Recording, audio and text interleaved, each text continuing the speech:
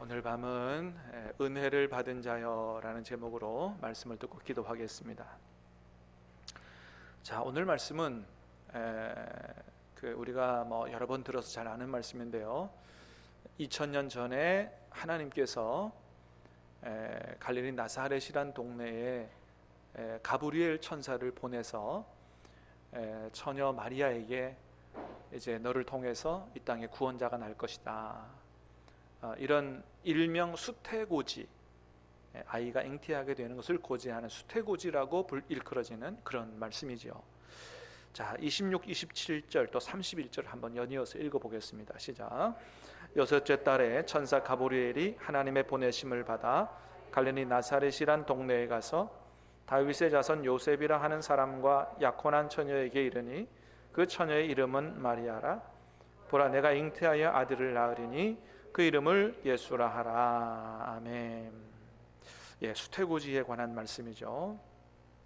자, 이 말씀을 보면, 자, 2000년 전에 하나님께서 이 땅에 인류를 구원하실 구세주 예수님을 인간의 몸을 입혀서 보내시려고 계획하셨는데, 누구를 통해서 예수님을 이 땅에 보내실까를 생각하시다가 저 갈릴리 나사렛이라는 동네에서 마리아라고 하는 여인을 찾으셨다라고 하는 것을 보여주고 있죠. 한번 그런 생각도 해봅니다.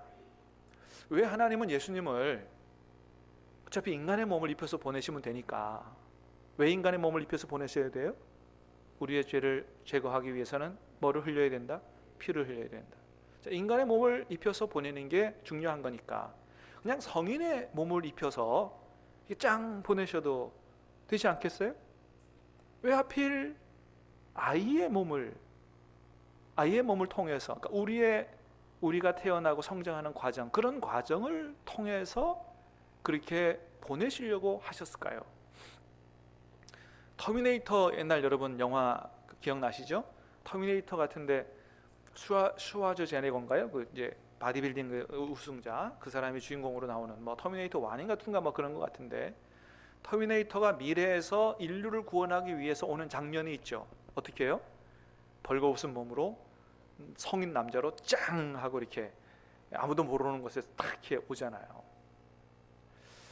하나님도 우리 인류를 구원하시기 위해서 예수님을 그렇게 성인으로 짱 보내셔가지고 30년 세월 이렇게 자라오지 않게 그냥 그렇게 해서 보내셔도 될 것 같은데, 그렇게 하나님이 안 하시고 우리가 세상에서 태어나는 똑같은 방식을, 법칙을 거쳐서 그렇게 보내셨다라고 하는 거죠. 여러분, 이건 우리에게 뭘 보여줍니까? 하나님은 이 세상에서 하나님의 일을 이루시고 역사하실 때 항상 기적만을 통해서 일하시지 않는다라고 하는 것을 보여주는 거예요. 하나님이, 우리가 보통 하나님의 역사 그러면 막 병이 치유되고 우리가 못하는 일을 기적이 일어나고 이런 것들을 좀 주로 생각하는데, 물론 하나님이 그렇게 일하시기도 하시지만 그렇게만 일하시는 분이 아니라 일반적으로 이 세상에 돌아가는 그런 법칙, 또 우리 일상생활, 이런 것들을 통해서도 하나님이 일하시는 분이다라고 하는 것을 보여주는 거예요. 사실 당연히 그렇죠. 왜요? 여러분, 이 세상에 돌아가는 이런 일반적인 법칙을 누가 만드신 거예요? 하나님이 만드신 거거든요. 하나님이 특별한 어떤 어떤 그런 기적을 행해야만 한다라고 하는 그때에 하나님이 그렇게 하시는 거지, 항상 하나님의 역사는 이 세상의 법칙을 거스르는 그런 기적을 통해서만 일하시는 하나님이 아니다라고 하는 것입니다. 그러므로 사랑하는 여러분, 우리가 하나님의 일하심, 하나님의 역사를 기대할 때 기적만을 바라보지 말고 일상적인 삶을 통해서 하나님의 일하시고 역사하심을 볼 수 있게 되기를, 볼 수 있는 눈이 있게 되기를 주님의 이름으로 축복합니다. 또 하나는 우리의 일상적인 삶을 통해서 하나님이 하나님의 뜻을 이루어 간다라는 사실을 생각하면서 저와 여러분이 먹고 마시는 것이나 생각하고 일하는 거나 가정에서나 직장에서나 우리의 일상생활을 통해서 하나님의 뜻들을 이루어 드릴 수 있는 그런 삶을 살아갈 수 있게 되기를 주님의 이름으로 축복합니다. 예. 그렇게 하나님은 예수님을 이 땅에 인간의 몸을 입혀 보내시는데 우리가 태어나는 똑같은 방법을 통해서 보내셨다라고 하는 것입니다.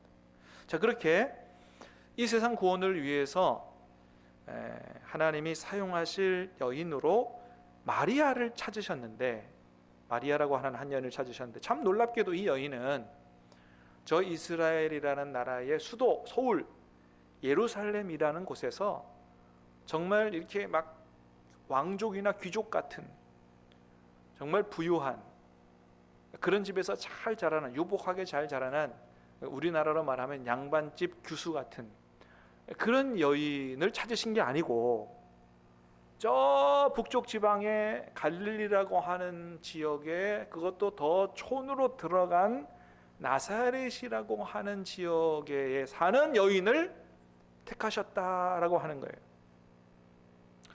여러분, 이 세상에 이스라엘에만 해도 얼마나 많은 여인들이 있겠어요. 수많은, 지구상의 절반은 여인인데 수많은 여인 중에서 왜 하필이면 저 촌동네 가난한 동네에 사는 그 마리아라고 하는 여인을 찾으셔서 그 여인을 통해서 예수님을 보내시고 인류 역사 구원을 이루시려고 하셨을까요? 그거는 이 마리아라고 하는 여인이 아주 순결한 삶을 사는 여인이요, 아주 탁월한 믿음을 가진 여인이었기 때문이다, 그렇게 생각이 됩니다. 자, 34절에서 얘기하는 것 같이 마리아는 남자를 알지 못한다 그랬어요. 같이 읽어볼까요? 시작. 마리아가 천사에게 말하되 나는 남자를 알지 못하니 어찌 이 일이 있으리까. 자, 너를 통해서 아이가 태어나게 될 거다, 이름을 예수라 하라. 그랬더니 뭐라 그래요? 나는 남자를 알지 못하는데 어떻게 나를 통해서 아이가 생기고 아이가 태어납니까? 여기서 알지 못한다라고 하는 것은 이 알다는 머리로 아는 게 아니죠. 경험하여 아는 것을 얘기하죠. 그래서 이 여기에 쓰인 단어가 헬라어 기노스코예요. 이 알다는 뭐라고요? 경험하여 알다. 그 남녀 관계를 의미하는 아주 깊은 관계를 얘기하는 단어예요. 남자와 육체적인 관계를 맺은 일이 없었다는 거예요. 그만큼 마리아는 아주 성적으로 깨끗하고 순결하게 살아온 여인이었다. 성적으로 문란한 여인이었으면 하나님이 쓰실 수가 없었겠죠. 성적으로 문란한 여인이었다면 저거 누구 아이, 얼마든지 누구 아이일 가능성이 많아, 이렇게 될 거 아니야. 동정녀 탄생 어림도 없는 일이죠. 자, 두 번째는 참으로 대단한 믿음을 가진 여인이에요. 비록 촌동네 살았지만 대단한 탁월한 믿음을 가진 여인이었다라고 하는 겁니다. 자, 35절, 38절, 39절 연이어 읽어보겠습니다. 시작. 천사가 대답하여 이르되 성령이 내게 임하시고 지극히 높으신 이의 능력이 너를 덮으시리니 이름으로 나실 바 거룩한 이는 하나님의 아들이라 일컬어지리라. 대저 하나님의 모든 말씀은 능하지 못하심이 없느니라. 마리아가 이르되 주의 여종이 오니 말씀대로 내게 이루어지이다 하매 천사가 떠나가니라. 가브리엘 천사가 와서 너를 통해서 아이가 태어날 거고 이름을 예수라 하라, 이는 하나님의 아들이 될 거고 큰 자가 될 거고. 어떻게 이런 일이 있을 수 있습니까? 하나님의 성령이 내게 임하고 하나님의 큰 능력이 너를 덮을 거다. 하나님의 능력으로 그렇게 될 거다. 하나님의 모든 말씀은 능하지 못하심이 없다. 그러니 뭐라 그랬다고요? 마리아가 주의 여종이오니 그 말씀대로 내게 이루어지이다, 그렇게 했다는 거예요. 근데 여러분, 이게 우리가 아는 것처럼 할렐루야 아멘 이렇게 그냥 단순하게 할 수 있는 문제가 아니라는 거죠. 이게요, 대단히 위험한 대답이거든요. 엄청난 이 고난을, 어떻게 보면 목숨을 바쳐야 하는 이런 문제를 일으킬 수 있는 아주 그런 문제라고 하는 거죠. 여러분, 우리가 아는 것처럼 이때가 오늘 본문에 나와 있던 것처럼 요셉이라고 하는 사람과 어떤 때였다 그랬습니까? 약혼한 때라 그랬는데, 이 이스라엘의 약혼은 우리가 생각하는 우리나라의 약혼과는 조금 다른 게, 옛날 성경에는 그래서 뭐라 그랬다고요? 정혼이다 이렇게 표현됐는데, 결혼하기 1년 전에 결혼 약속을 한 이런 약혼인데, 이거는 한 집에 같이 살지만 않아서 그렇지 완전히 부부의 법적 효력을 갖는 그런 관계예요. 같이 살지만 않았지 완전히 부부입니다. 부부. 그러니까 유부남, 유부녀라고 할 수 있는 거예요. 근데 이스라엘 사회에서 유부남, 유부녀가 바람을 펴서 다른 사람과 관계를 맺는다, 발각된다. 어떤 결과를 가져온다고요? 돌을 던져서 사형에 처하는 그런 일은 이스라엘 사회에서 절대 있을 수 없다. 하나님 신명기법에, 레위기법에 말씀하셨어요. 그래서 돌에 맞아 죽는 이런 아주 위험천만한 일인데, 그럼에도 불구하고 나는 주님의 여종이오니, 뭐 주님의 종이면 주님이 하라고 뭐 말씀하신 거면 뭐 아멘 해야 되는 거죠. 아멘 하겠습니다. 주의 말씀대로 내게 이루어지이다. 그러니까 어떤 각오로 한 거예요? 주님의 말씀에 순종하기를 내가 목숨까지 바치겠습니다 라고 하는 그런 믿음을 가진 사람이었다. 여러분, 하나님은 온 세상을 굽어보셨고 어떤 누구를 통해서 예수님을 이 땅에 보내실까 하다가 갈릴리 나사렛에서 마리아라고 하는 여인을 찾으신 이유가 여기 있는 거죠. 정말 순결한 여인, 그리고 대단한 믿음을 가진 여인, 하나님의 뜻을 이루는데 목숨까지 바칠 각오가 되어 있는 여인, 마리아를 찾으신 거예요. 사랑하는 여러분, 오늘도 하나님은 이런 사람을 찾고 계시는 줄로 믿습니다. 그런 사람을 찾다가 찾으시면 너무 기뻐하면서 뭐라고 말씀하세요? 내 뜻을 다 이루게 하리라, 이렇게 말씀하시는 거예요. 여러분, 다윗을 찾으실 때 하나님이 그렇게 찾으셨잖아요. 어떤 사람을 이스라엘에 하나님 세우신 나라의 왕으로 세울까 사람을 찾으시다가 하나님께서 찾으신 사람이 바로 이새의 아들 막내 다윗이었습니다. 뭐 외모로 볼 때 아주 훌륭한 형들이 줄줄이 있었지만은 하나님은 다 아니라고 하고, 아버지조차도 별로 인정하지 않는, 아니 걔는 뭐 그냥 양치로 보냈습니다라고 하는 이런 정도의, 아버지한테도 인정 못 받는 다윗이었는데, 하나님은 외모를 보지 않으시고 나는 중심을 본다라고 말씀하시면서 다윗을 너무 기뻐하셨고, 이는 내 마음에 합당한 사람이다, 내 뜻을 다 이루게 하리라고 말씀하시면서 다윗을 불러와서 이스라엘의 왕으로 세우셨던 것입니다. 여러분, 하나님 오늘도 이런 사람을 찾으시는 줄로 믿습니다. 이런 믿음을 가진 사람, 이런 중심을 가진 사람을 하나님이 찾으신다는 거예요. 여러분, 그런 말이 있죠. 사람은 방법을 찾지만 하나님은 뭘 찾는다고요? 하나님은 사람을 찾으신다. 하나님은 누구를 통해서 일하신다고요? 사람을 통해서 일하신다. 오늘도 하나님이 그런 사람을 찾고 계시는 거예요. 간절히 바라기는 오늘 이 시대에도 하나님의 뜻을 이루기 위하여, 이 땅에 하나님의 나라를 이루기 위하여 하나님이 쓰실 만한 사람을 찾고 계시는데, 하늘로부터 굽어보시고 온 세상을 찾으시다가 우리 시남이 수도 서울은 아니지만 하나님이 이 지역을 보고 또 우리 교회를 보고 드디어 내가 마음에 합당한 사람을 찾았다, 마음에 합당한 교회를 찾았다 라고 하시면서 기뻐하시면서 내 뜻을 다 이루게 하리라, 그런 은혜가 있게 되기를 주님의 이름으로 축복합니다. 저와 여러분과 저와 여러분의 자녀 손들이 그런 인물 될 수 있게 되기를 주님의 이름으로 축복합니다. 하나님은 외모를 보시는 분이 아니에요. 서울에서 태어났느냐, 무슨 대학을 나왔느냐, 그거 중요하지 않게 생각하시는 분이에요. 사람에게 주목받지 않지만 하나님께서 중심을 보시니, 하나님의 믿음을 보시니 그런 사람을 택하셔서 하나님이 이 땅에서 하나님의 뜻을 이루게 하신다라고 하는 것입니다.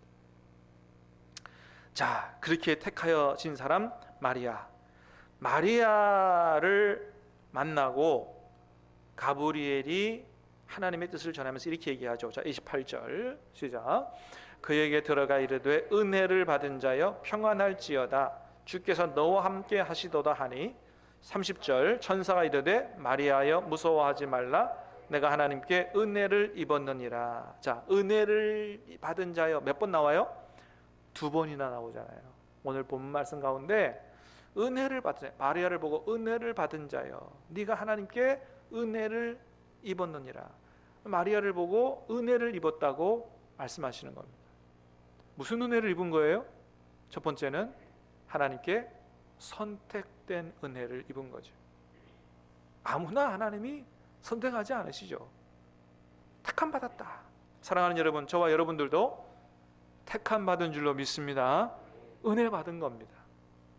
여러분, 하나님 우리를 구원하시기 위해 택함 받을 것뿐만 아니고 저 여러분의 많은 사람들 가운데 목사로, 장로로, 권사로, 집사로 택함 받아 세워진 것은 단순히 성도들의 택함 받은 것만이 아니라 그 안에서 역사하시고 세우신 하나님의 선택인 줄로 믿습니다. 하나님의 은혜라고 생각하고, 여러분, 은혜 받은 사람은 어떻게 살아야 돼요? 감사함으로 살아야 되죠. 두 번째는 마리아의 태에 예수님이 임하신 은혜입니다. 여러분, 이보다 더 큰 은혜가 어디 있어요? 한 인간의 몸에 누가 오셨다고요? 하나님이 오셨다는 거예요. 할렐루야. 인간의 몸에 하나님의 아들이 임했다는 겁니다. 여러분, 그 당시 사람들, 특별히 이원론을 주장하는 이런 헬라 사상을 가진 사람들이 받아들일 수가 없었어요. 어떻게 가장 지극한 선인 이 영적인 존재가 물질적이고 타락한 인간의 몸에 들어올 수 있느냐는 거예요. 있을 수 없다. 근데 성경은 뭐라고 얘기합니까? 하나님이 여인의 몸에 들어오셨다라고 하는 것입니다. 얼마나 놀라운 일이에요. 얼마 전에 뭐가 떨어졌어요? 이게 떨어졌네요. 이게 마이크가 은혜를 받아가지고 막 떨어지네. 얼마 전에 월드컵 우리 축구 국가대표가 이제 16강을 진출해가지고 8강을 바라보면서 막 소망을 가지고 열심히 싸웠지만 브라질을 만나서 결국은 패하고 짐 싸서 돌아왔습니다. 그런데 이제 짐 싸서 돌아왔지만은 뭐 국민들의 환영을 받으며 국민들에게 큰 기쁨을 줬다 그래서 대통령이 모든 감독, 코치, 뭐 선수들을 다 청와대에 초청해가지고 일일이 악수하면서 이렇게 식사 대접을 만찬을 베풀었죠. 여러분, 선수들 입장에서 볼 때 얼마나 큰 영광이에요, 그죠? 네. 별로 영광이라고 생각 안 하시는 것 같아.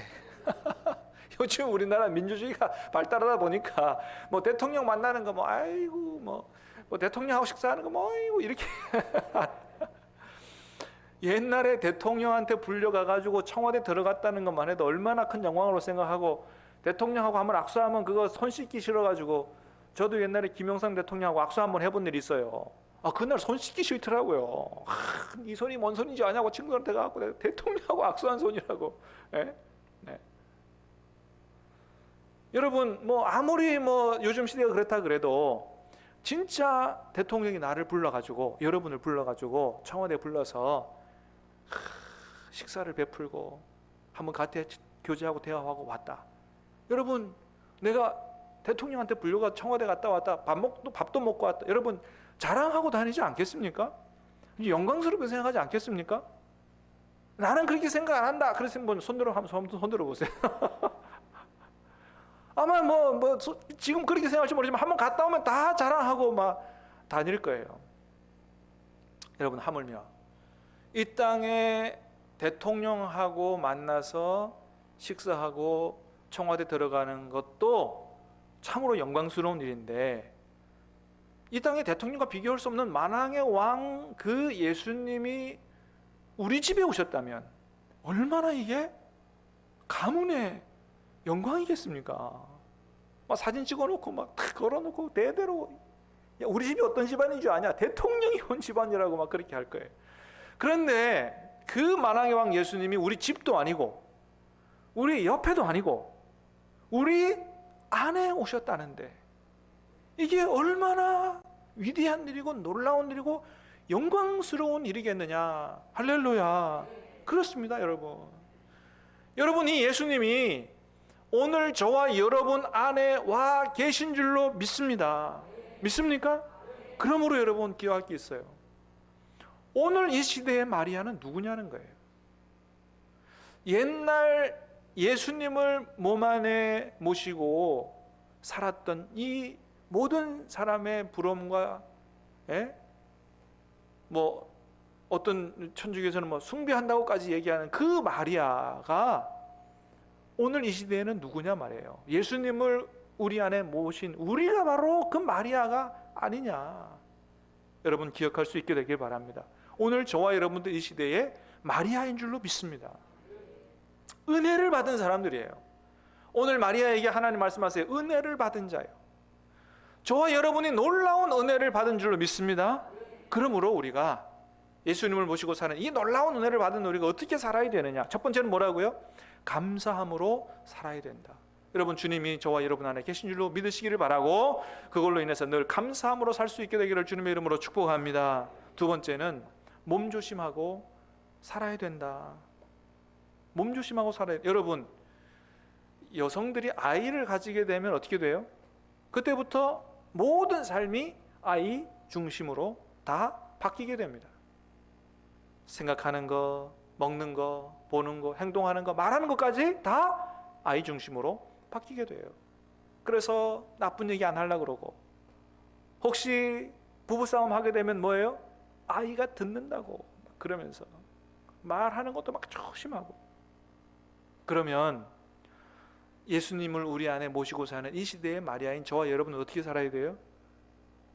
모든 것을 예수님 중심적으로 생각하고 예수님께서 정말 나쁜 거 보고 듣지 않으시도록 조심하면서 정말 경건하게 그렇게 살아가야 되는 것이 오늘날 이 시대의 마리아들의 삶이다라고 하는 겁니다. 세 번째는 우리 안에 계신 주님과 늘 교제하고 동행하며 함께 살아야 된다. 여러분 우리 안에 정말로 예수님이 와 계심에도 불구하고 그 예수님을 신경 쓰지도 않고 의식하지도 않고 살아간다. 이거는 하나님에 대한 모독인 것입니다. 세상 살면서 주님이 내 안에 와 계신 것도 생각하지 않고 막 세상 사는 데 바빠가지고 막 그렇게만 산다면 그거는 우리 안에 와 계신 예수님을 모독하는 거예요. 절대로 그렇게 살면 안 됩니다. 주님이 우리 안에 오신 이유는 뭡니까? 늘 우리와 함께 살고자 우리 안에 오신 줄로 믿습니다. 그리고 그 주님과 함께 살아갈 때 우리에게 천국을 맛보며 누리며 살게 하기 위하여 우리 안에 오신 줄로 믿습니다. 그러므로 늘 주님을 바라보고 주님과 함께 교제하고 살면 이 땅에 살아도 이미 하나님 나라의 놀라운 신령한 은혜와 축복을 맛보며 누리며 살게 될 줄로 믿습니다. 오늘 저와 여러분 말씀을 드리면서 기억할 거, 오늘 이 시대의 마리아는 누구다? 바로 나다 라는 사실을 기억하고 오늘 말씀에 나오는 그 마리아처럼 감사로 믿음으로 순종으로 살아가는 저와 여러분 될 수 있게 되기를 우리 예수님 이름으로 축복합니다.